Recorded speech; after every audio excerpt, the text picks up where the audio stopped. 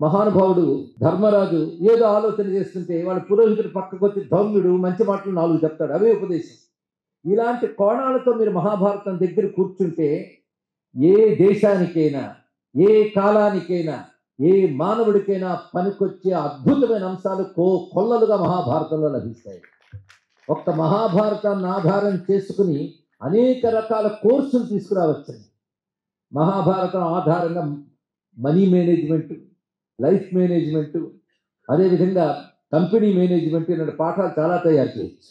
Political administration మీద చాలా తీసుకురావచ్చు. ఒకటేమిటి, పిల్లల్ని తీర్చిదిద్దడం మీద తీసుకురావచ్చు. పైగా మనం కూడా విద్యా సంస్థ సభా ప్రాంగణంలో కూర్చొని చెప్తున్నాం, అన్ని విద్యలకి ఆటపట్టైన మహావిద్య మహాభారతాన్ని చెప్పుకుంటున్నాం. దీన్ని ఆధారం చేసుకుని ఎన్నో అంశాలు చెప్పవచ్చు.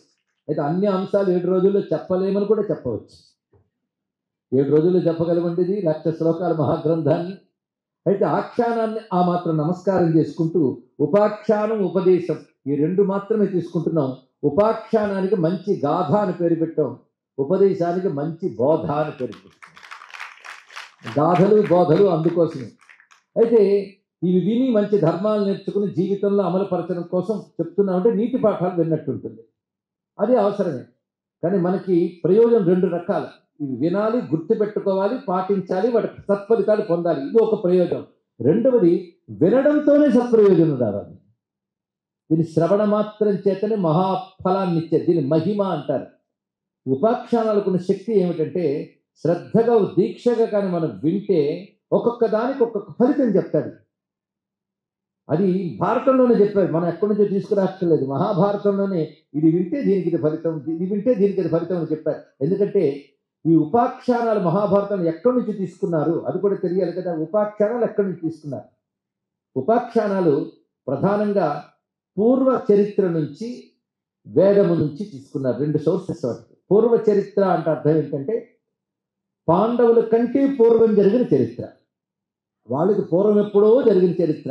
అది గతంలో అంటే త్రేతాయుగంలోనో ద్వాపర యుగంలోనో అని కాదు, ఇదివరకు యుగాల్లో కూడా అత్యంత ప్రాచీన కాలంలో జరిగిన వృత్తాంతాలు కూడా చెప్పబడుతున్నాయి. 2 వేదములు అనేక రకాలైన చిన్న చిన్న వృత్తాంతాలు ఉన్నాయండి, వాటిని కూడా ఉపాఖ్యానాలు చెప్పారు. ఇంక ఉపదేశాలు అంటారా, వేదాల్లోనూ ధర్మశాస్త్రాల్లోనూ వేదాంత శాస్త్రంలోనూ చెప్పినటువంటి రకరకాల వాక్యాలని ఉపదేశాల రూపంలో చిన్న చిన్న ఉదాహరణలతో, ఉపమానాలతో, అందమైన శ్లోకాలతో అందిస్తారు ఉపదేశాలు. అలాంటి వింటూ ఉంటే ఆనందం కలుగుతాయి. ధర్మానికి లక్షణం ఉందిట, ధర్మం ఆచరిస్తే తప్పకుండా సత్ఫలితాన్ని ఇస్తుంది. ధర్మం వింటూ ఉంటే మనస్సుకు శాంతినిస్తుంది, మనస్సుకు శుద్ధతనిస్తుంది. అది గొప్ప విశేషం. అందుకే యుద్ధమంతా అయిన తర్వాత పట్టాభిషిక్తుడైన ధర్మరాజుకి ఏదో అందరూ చెప్పారు కనుక పట్టాభిషిక్తుడైన కానీ మనశ్శాంతి లేదు ఆయనకి. అప్పుడు మనశ్శాంతి కలిగించడం కోసం కృష్ణ పరమాత్మ చేసిన పని, భీష్ముడి వద్దకు తీసుకువెళ్ళి ధర్మాలు చెప్తాడు విని ఈ దగ్గర నుంచి అని ధర్మరాజుకు ఆదేశించాడు. ఎందుకు అంటే అప్పుడు భీష్ముడికి ధర్మాలు తెలియవా అండి? అప్పటికే ధర్మరాజుకు కూడా 90 ఏళ్ళు సుమారు వయస్సు. అప్పుడు కూర్చొని ధర్మాలు వినడం ప్రారంభించాడు. మరి ఎంతకాలం ఏం వెలగబెట్టాడు అంటే మొదటి నుంచి ధర్మంతోనే ఆయన ఉన్నాడు. ధర్మంతో ఉన్నవాడికి ధర్మం గురించి వినాలన్న ఆసక్తి పుడుతుంది, అది కూడా ఉంటుంది. కనుక ధర్మం విని తర్వాత ఆచరిస్తున్నామని కాదు, ధర్మం ఆచరిస్తున్నా వింటాం. మాకు తెలిసిన ఇదివరకు విన్నాం అనలేదు ధర్మరాజు, ఒక్క మాట అనలేదండి భీష్ముడి దగ్గర. ఇన్ని భీష్ముడు చెప్తున్నా అప్పుడు కొత్తగా వింటున్నట్టు విన్నాడు, కానీ ఇదివరకు విన్నానులేండి నొక్కడు అనలేదు. అంటే ధర్మం పాటిస్తున్నా వినాల్సిందే. వినడం కూడా ఒక గొప్ప విశేషమే అన్నాడు ఇక్కడ. వినడం వల్ల చిత్తం శుద్ధమవుతుంది, చిత్తం శాంతిని పొందుతుంది. 2. ఎందుకంటే జీవుడికి అనేక జన్మల కర్మ మాలిన్యాలు, పాప మాలిన్యాలు పట్టి పీడిస్తుంటాయి. ఎన్ని కబుర్లు చెప్పినా, ఎన్ని చేసినా మనం తరించలేకపోవడానికి కారణం ఆ గజ్జన్మల నుంచి పట్టి పీడిస్తున్నటువంటి ఆ కర్మల ప్రాబల్యం ఉంది. వాటిని తొలగించగలిగే శక్తి ఈ మహామహిమాన్వితమైన ఉపాఖ్యానాలకి, మంచి మాటలకి ఉంటాయి. అందుకే ధర్మం గురించి కథారూపంగానైనా బోధ రూపంగానైనా చెప్తూ ఉంటే ఈ పాపమాలిన్యం తొలగిపోతుంది. గంగలో స్నానం చేస్తే ఎలాగ పాపాలు పోతాయి అంటారో, ఈ కథా గంగలో స్నానం చేసినా అదే జరుగుతుంది. చిత్తశుద్ధి ఏర్పడుతుంది, ముందు అది జరుగుతుంది. తర్వాత మీరు పాటిస్తారు, పాటించరు తర్వాత విషయం. చిత్తశుద్ధి జరిగాక పాటించే బుద్ధి కూడా పుడుతుంది.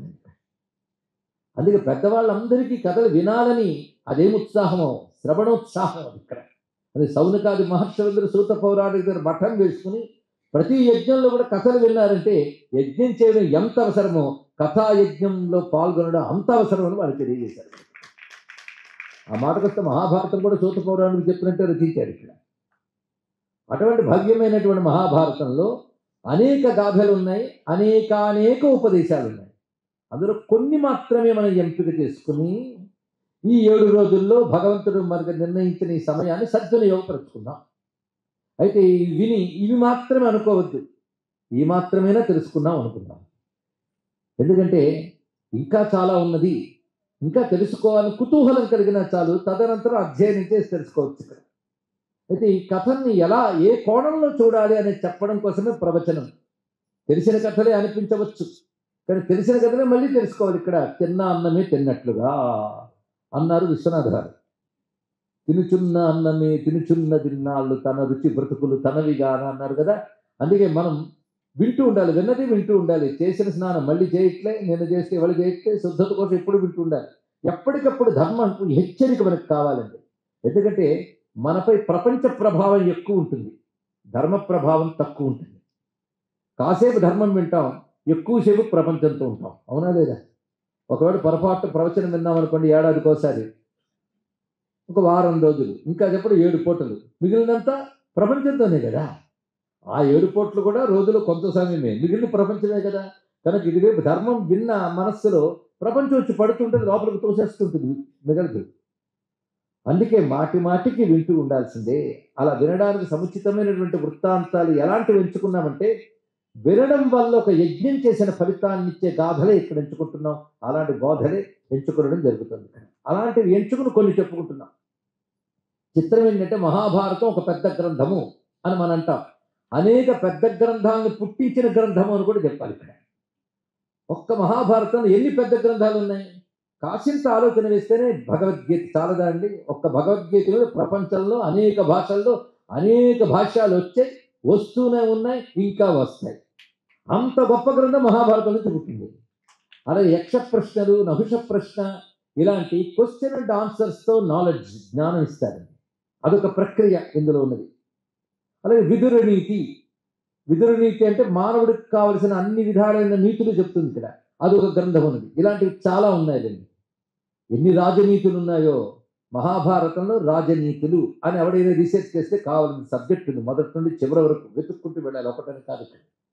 అలా రాజనీతి, రాజనీతి అంటే పొలిటికల్ అడ్మినిస్ట్రేషన్ అది.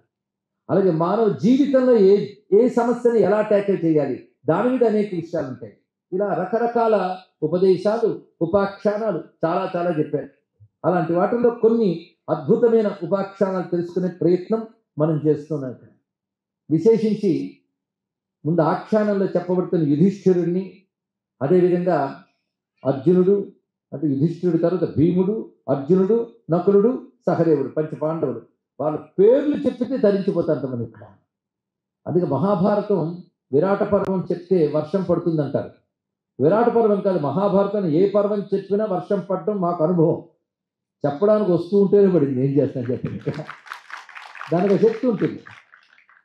ధర్మో వివర్ధతి యుధిష్ఠిర కీర్తనేన, పాపం ప్రణశ్యతి వృకోదర కీర్తనేన, శత్రుర్వినశ్యతి ధనంజయ కీర్తనేన, మాద్రీసుతౌ కథయత నభవంతి రోగాః అని ప్రసిద్ధి చెందిన ఒక శ్లోకం ఉన్నది.